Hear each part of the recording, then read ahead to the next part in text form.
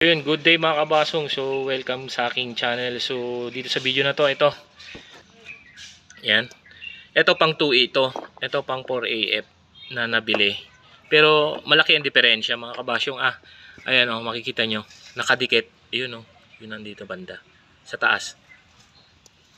Yan ang tinatawag na normally close. Yan. Normally close yan.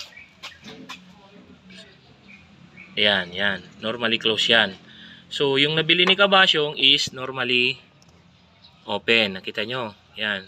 So, yan ang diferensya yan. So, muntik nang mapagasto si Kabasyong kasi ipapawiring niya daw ito. Ngayon, sabi ko, testing natin yung sa akin. Kasi 4AF tsaka 2A halos parehas lang yan. So, ito, isinalpak namin. Ang tagal pa mag-open kasi nga naka-switch siya yung fan. Ngayon, nung pinalitan namin, inantay namin, and then, yun, nag-good. So, tuwang-tuwa si Kabasyong kasi hindi na siya mapapagastos sa wiring. Kasi gagastos ka talaga, mga Kabasyong. So, yan, dito yung nakasalpak. Ito yung tinesting namin, normally close. So, pag bibili kayo, tignan nyo ha. Ayan, normally close, mga Kabasyong, yan, normally close yan. Ito yung normally open. Ayan. So, pares na pares sila, oh. Yan.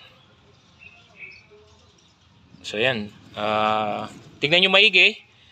Bakit? Isa pa sa nakita namin noon nung binunot na namin yung thermofan switch. Ito. Gumana yung fan. So talagang sa relay lang. So pag bibili kayo at marami ring mga katanungan sa akin, ba't bumili kami ng relay? Ganun pa rin.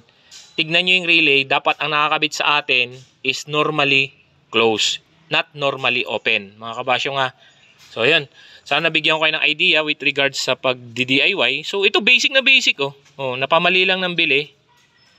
Ayan. Normally open yung nabili. So, dapat normally close. So, muntik pa na pagasto si Kabasyong. So, na-testing namin. So, babalik ko muna. Siyempre, akin tong ibabalik ko lang. At least may idea na si Kabasyong normally close. Ayan.